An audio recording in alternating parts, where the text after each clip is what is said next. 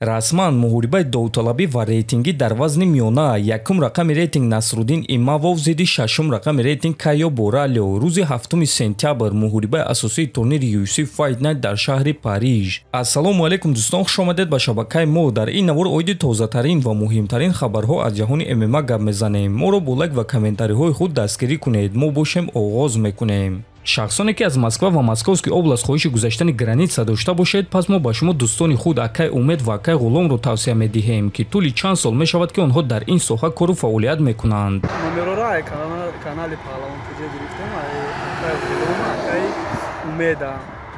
Хай беҳтарин даъмати калон ки рафтем 100 рӯз граница гузаштем.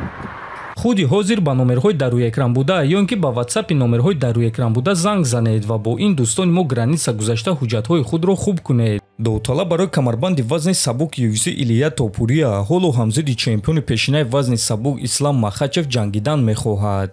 рости гап ман бо Махачев ҷангидан мехостум, чунки ӯ ҳамон шахсе буд ки дар вазни сабук ҳамаи рақибонро шикаст медод. Лекин коре ки дигарон мекунанд ман идора карда наметавонам. Ман танҳо корҳои мекардагии худро идора карда метавонам. Ман ба ин вазн баромадан ва барои камарбанд ҷангидан мехостум ва ман ин корро карда истодаам. ӯ низ ба дигар вазн баромадан хост ва кори худро кард. бо ин чиз ман ягон кор карда наметавонам ба ғайр аз оне ки ҷангидан зидди касе ки бо ман ҷангидан мехоҳад. мебинем ки ӯ худро дар вазни нимёна чӣ гуна нишон медиҳад. агар ки ӯ соҳиби камарбанди вазни нимёна шавад, а ман соҳиби камарбанди вазни сабук, шояд ман ба вазни нимёна мебарам ё шояд ӯ ба вазни сабук мефарояд. ана ҳамон вақт муҳорибаи мо баргузор мегардад, муҳорибае ки ҳама дидан мехоҳанд. агар ки Ислам дар вазни нимёна чемпион шавад, пас ман аниқ муҳориба зидди ӯро талаб мекунам ва ба вазни нимёна мебарам, гуфтааст Топурия. хотиррасон мекунем ки Илия Топурияро аллакай шаби ҳамин шанбе ба якшанбе дар турнири UFC 317 муҳориба зидди Чарлз Оливейра барои камарбанди вазни сабук интизор аст. лекин пеш аз ин мо шуморо пресс-конференсия ва муҳорибаи рӯбарӯи онҳо интизор аст.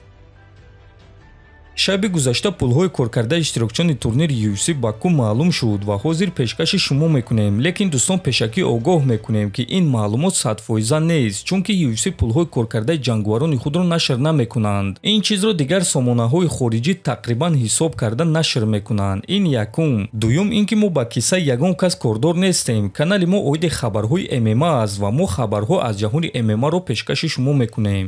ҳамчунин дӯстон фаромӯш намекунем ки аз ин пулҳо ҷанговарон ба менеҷерҳои худ фоиз медиҳанд, налоги калон месупоранд, ба мураббиҳо ва шарикҳои спарингиҳои худ пул медиҳанд, ба залҳо маблағ месупоранд ва ҳамчунин ба диетологҳо пул медиҳанд.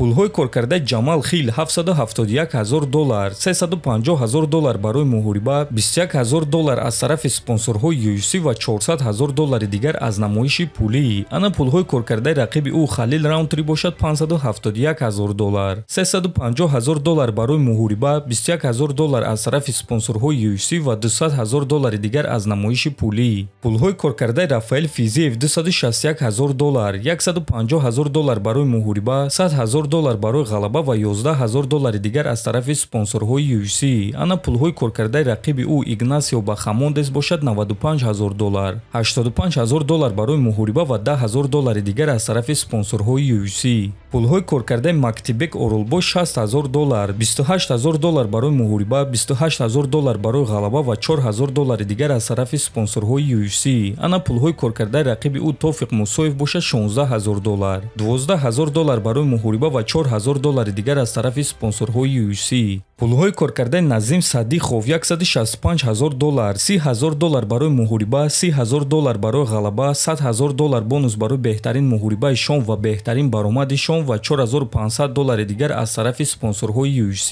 ана пулҳои коркардаи рақиби ӯ Николас Мота бошад $153,000, $48,000 барои муҳориба, $100,000 бонус барои беҳтарин муҳорибаи шом ва беҳтарин баромади шом ва $5,000 дигар аз тарафи спонсорҳои UFC. пулҳои коркардаи Муҳаммад Наимов $81,000, $38,000 барои муҳориба, $38,000 барои ғалаба ва $5,000 дигар аз тарафи спонсорҳои UFC.